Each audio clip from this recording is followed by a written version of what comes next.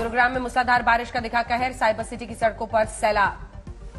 गुरुग्राम में भारी बारिश के बाद नाशी हाईवे में जलभराव, यातायात बुरी तरह प्रभावित। गुरुग्राम में सड़कों पर दिखा कई फीट पानी, जलभराव के बाद सड़क पर नाव लेकर उतरा युवक। पिथौरागढ़ में लगातार बारिश के बाद कई जगह लैंडस्लाइड, भारी संख्या में फंसे तीर्थयात्री। भूस्खलन के बाद रास्ते को साफ करने में जुटी प्रशासन की टीम, राहत बचाव कार्य इस वक्त भी जारी। बागेश्वर में लगातार बारिश के बाद लैंडस्लाइड, कई गांवों का जिला मुख्यालय से कटा संपर्क। केरल के कई जिलों में आंधी बारिश ने मचाई तबाही, सड़क पर गिरे पेड़, आवाजाही प्रभावित। केरल में कई शहरों में पेड़ गिरने की वजह से यातायात ठप, लोगों को परेशानी।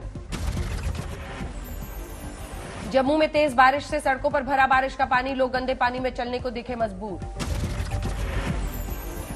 यूपी के मिर्जापुर में भारी बारिश बनी लोगों के लिए मुसीबत, अंडरपास में जमा हुआ बारिश का पानी। मैनपुरी में भारी बारिश के कारण जलभराव में डूबी कार, नगर पालिका की टीम ने रेस्क्यू कर कार सवारों की जान बचाई।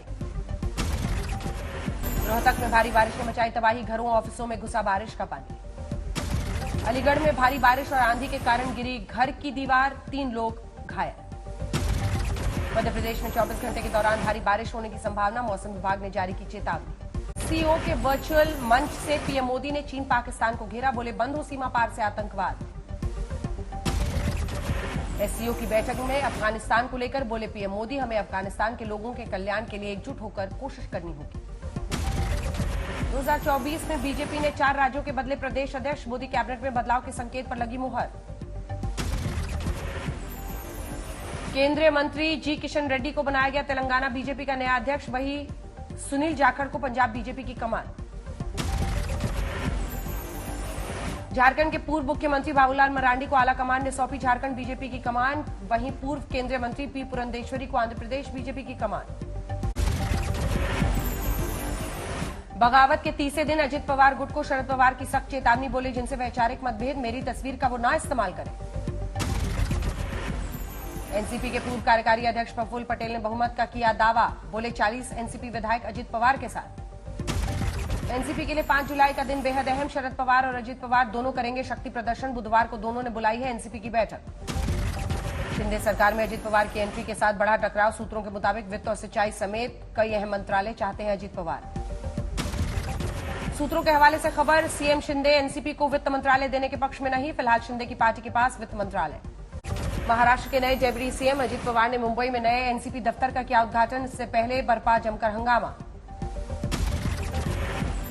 एनसीपी कार्यकर्ताओं ने नए दफ्तर पर किया पथराव, गेट तोड़ने की कोशिश की, दफ्तर सजाने के बहाने की थी चाबी लेने की कोशिश। मुंबई के बलाक स्टेट में एनसीपी के पुराने ऑफिस में भी हुआ हंगामा, अजित पवार गुट के नेताओं के पोस्टर पर पोती गई थी कालिक। डेप्यूटी सीएम अजित पवार, मंत्री छगन भुजबल समेत उनके सहयोगी पहुंचे मंत्रालय, महापुरुषों की तस्वीरों पर किया माल्यार्पण, श्रद्धांजलि।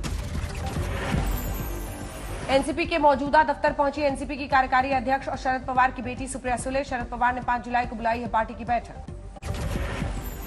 महाराष्ट्र में सियासी उठापटक का मामला सुप्रीम कोर्ट पहुंचा, उद्धव गुट के विधायक सुनील प्रभु ने दी याचिका, बागी एनसीपी विधायकों की अयोग्यता पर जल्द फैसले की मांग। शिवसेना ने सुप्रीम कोर्ट में दी याचिका में स्पीकर पर उठाए सवाल, कहा 3 ज्ञापन के बावजूद स्पीकर ने अभी तक बागियों के खिलाफ नहीं उठाया कोई कदम। महाराष्ट्र के विधानसभा अध्यक्ष राहुल नार्वेकर ने आज तक से खास बातचीत में कहा, बिना भेदभाव नियमों के तहत होगा फैसला। महाराष्ट्र में शिवसेना उद्धव ठाकरे की मातोश्री में हुई बैठक, उद्धव ठाकरे ने अपने सभी नेताओं, विधायकों और सांसदों संग किया विचार विमर्श। बगावत करने वालों को शरद पवार की 2 टूक, कहा पछताएंगे जो छोड़कर जाएंगे। महाविकास अघाड़ी से निकले अजित गुट का ऐलान, महायुति होगा बीजेपी और शिवसेना के साथ नए गठबंधन का नाम। एनसीपी में टूट के साथ शरद पवार ने से मिले उद्धव गुट के संजय राउत, बोले महाविकास अघाड़ी के घटक दल एकजुट। संजय राउत का बीजेपी पर तंज, बोले जिनके 105 विधायक जो वोटिंग में है, लेकिन जिनके 2 से 5 विधायक उन्हें शपथ दिलाई जा रही है। उद्धव गुट का बीजेपी पर हमला, संजय राउत ने कहा शिवसेना के बाद एनसीपी को सेम पैटर्न पर तोड़ा, बीजेपी को बताया राजनीति का सीरियल किलर। कर्नाटक में भी महाराष्ट्र जैसे हालात की होने लगी है चर्चा, कुमारस्वामी और येदियुरप्पा के बयान के बाद अटकलें तेज। कर्नाटक के पूर्व मुख्यमंत्री बीएस येदियुरप्पा ने कहा भविष्य में कर्नाटक में बीजेपी और जेटीएस नेता कुमारस्वामी मिलकर लड़ सकते हैं चुनाव। जेडीएस नेता कुमारस्वामी ने कहा था, इंतजार कीजिए, जो महाराष्ट्र में हुआ वो साल के अंत तक कर्नाटक में भी दिख सकता है। बोले कर्नाटक में भी है एक अजित पवार। महाराष्ट्र में सियासी उठापटक के बीच बिहार के मुख्यमंत्री नीतीश कुमार ने जेडीयू सांसदों के साथ की बैठक, मिशन 2024 पर मंथन। राज्यसभा के उपसभापति हरिवंश ने सीएम नीतीश कुमार से मुलाकात की, सियासी गलियारे में तेज हुई कयासबाजी। पीएम मोदी पर बरसे लालू यादव, पश्चिमी राज्य में डकैती करने का आरोप लगाया। बोले महाराष्ट्र जैसी स्थिति बिहार में नहीं होगी। बोले लालू शरद पवार एक राष्ट्रीय नेता, नरेंद्र मोदी ने उनकी साख में सेंध लगाने की कोशिश की। बीजेपी भाई भाई को लड़ाने की कोशिश कर रही है। बीजेपी सांसद बिहार के पूर्व डेप्यूटी सीएम सुशील मोदी का बयान, नीतीश कुमार के विधायकों में असंतोष कभी भी टूट सकती है पार्टी। बिहार बीजेपी के अध्यक्ष सम्राट चौधरी का बयान, जेडीयू आरजेडी विधायक में डर है कि नीतीश के साथ रहेंगे तो राजनीतिक करियर बर्बाद होगा। जेडीयू के राष्ट्रीय अध्यक्ष ललन सिंह ने कहा, सुशील मोदी देख रहे हैं मुंगेरी लाल के सपने, पार्टी एकजुट। महाराष्ट्र घटनाक्रम के बाद तेलंगाना के सीएम के चंद्रशेखर राव से सोमवार को मिलने पहुंचे थे अखिलेश यादव। बोले सभी का लक्ष्य एक, बीजेपी की हो विदाई। दिल्ली में कांग्रेस मुख्यालय पहुंचे राहुल गांधी, कई वरिष्ठ नेताओं के साथ 2024 को लेकर मंथन किया। राजस्थान के करौली में केंद्रीय मंत्री नितिन गडकरी ने करीब 127 करोड़ की लागत से बने चंबल पुल का किया वर्चुअल लोकार्पण, 1150 मीटर लंबा पुल। अयोध्या पहुंचे समाजवादी पार्टी के अध्यक्ष अखिलेश यादव, पार्टी के दिवंगत नेता को श्रद्धांजलि दी। पीएम मोदी से मिले उत्तराखंड के मुख्यमंत्री पुष्कर सिंह धामी, यूसीसी पर बोले हड़बड़ी में नहीं लेकिन लागू करने में देरी भी नहीं करेंगे। वाराणसी पहुंचे सीएम योगी आदित्यनाथ, काशी विश्वनाथ मंदिर में विधि विधान से पूजा अर्चना की। पीएम नरेंद्र मोदी के वाराणसी दौरे को लेकर सीएम योगी आदित्यनाथ पहुंचे वाराणसी, सभा स्थल का किया निरीक्षण। गोरखपुर में सीएम योगी ने स्मार्ट स्कूल स्मार्ट ब्लॉक का किया शुभारंभ, संबोधन के दौरान शिक्षा पर जोर दिया।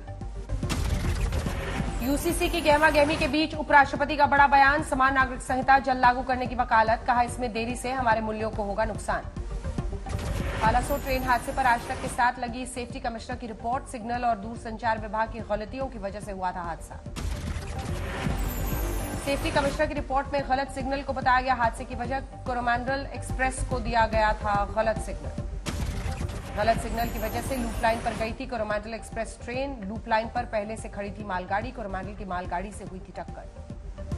हादसे के वक्त कोरोमंडल एक्सप्रेस की कई बोगी दूसरे ट्रैक पर आ गिरी थी, इन बोगियों से टकराकर दूसरी एक्सप्रेस ट्रेन भी हुई थी दुर्घटनाग्रस्त।